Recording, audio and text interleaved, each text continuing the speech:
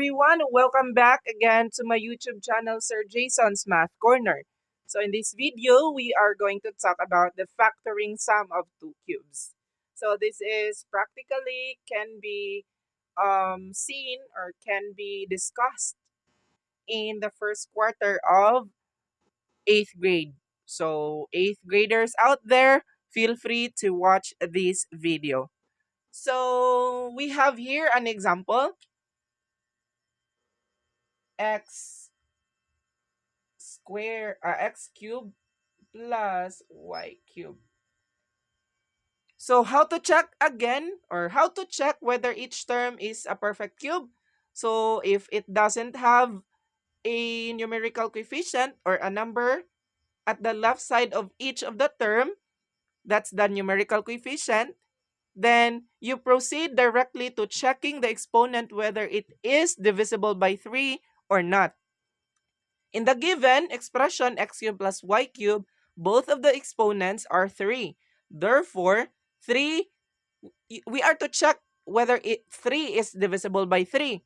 So, of course, it is divisible by 3 and it has a quotient of, so what is 3 divided by 3? That's equal to 1. So, we proceed directly to getting the factored form of x cubed plus y cubed. So you just have to remember that the factored form of sum of two cubes is always in the form of product of a binomial and a trinomial. So the first factor is shorter and the second factor is longer, because this would have two factors, two terms, and then this would have three terms. So how to get each of the factors? So first factor would be just the cube root rather of each of the terms in the given expression. So the cube root of x cubed and the cube root of y cubed. So this has 3 divided by 3, that's 1. Therefore, this is x. 3 divided by 3, that's 1. So this means this is equal to y. So therefore, that's gonna be x and y. And then you just simply copy the operation being used in the given expression. That's your first factor. And the second factor would be just so easy. For as long as you have already there your first factor, then the second factor would be in this form. So the first and the last term of each of the terms in the second factor would be just the square of each of the term in the first factor. So the first factor is x, and the square of x is x squared. Therefore, the first term is x squared. And the last term would be just the square of the last or the second term. So y squared is equal to y squared. Therefore, this would be plus y squared. And then you just simply get the product, or in for the middle term, you just simply get the product of each of the term in the first factor, which is x and y.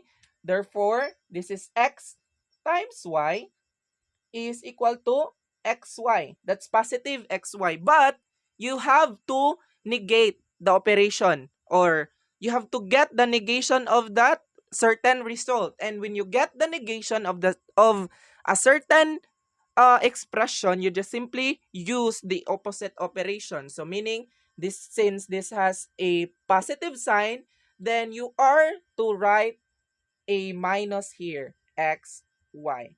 And that would be your factored form of the given expression, x cubed plus y cubed. That is, if it doesn't have a numerical coefficient. Now, what if each of the terms or both of the terms have numerical coefficient? Say for example, uh technically this has a numerical coefficient, but automatically this has only one numerical coefficient. So to check what I have said earlier, this has a numerical coefficient but a 1. And in our next example, we have, or we will find for the factored form of the given expression if they both have numerical coefficients. Say for example,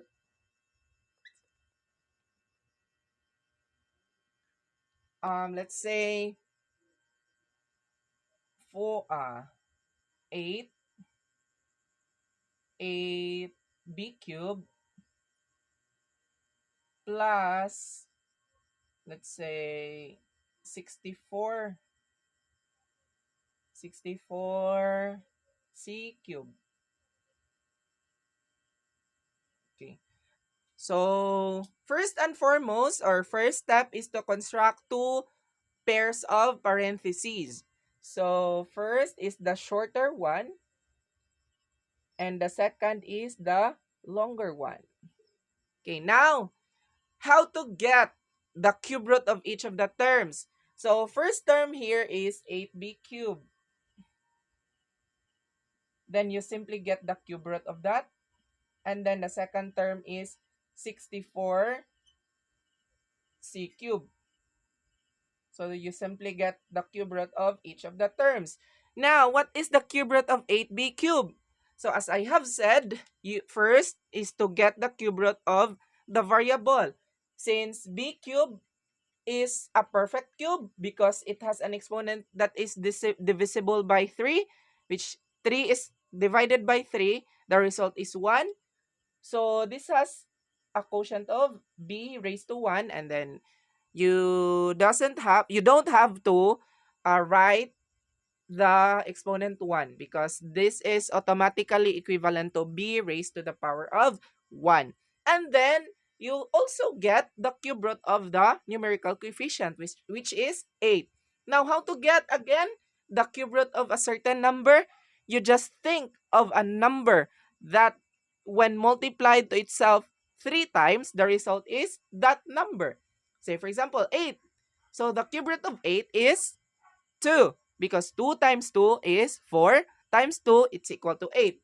Therefore, the cube root of 8b cubed is equal to 2b.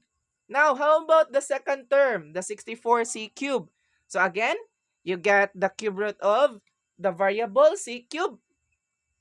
So that's c because they have the same exponent 3. And then the 64. You think of a number that when multiplied to itself 3 times, the result is 64.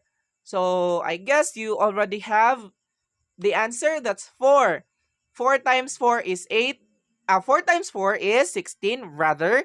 And times 4, that's 64. Therefore, the cube root of 64c cubed is 4c. So you just simply write 2b and 4c.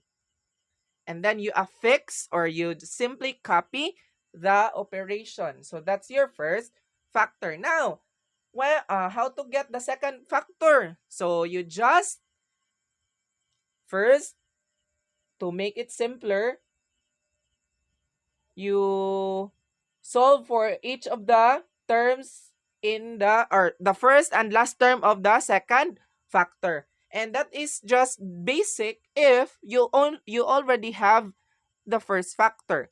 Because first term here would be the square of the first term of the first factor, which is 2b.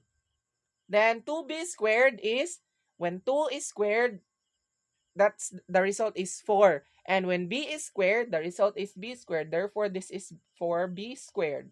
And then the 4c squared, 4 times 4 is 16. C squared is c squared also. So that's 16c squared. Therefore, your first and last term are 4b squared and 16c squared respectively. And that's automatically plus because when you square a certain number or a certain expression, whether it is negative or positive, the result will always be positive. And then, what to do again with the middle term or the second term?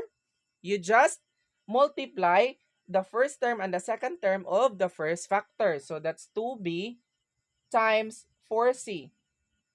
And to multiply monomials, monomial meaning one term, you multiply the numerical coefficient, 2 times 4, that's 8.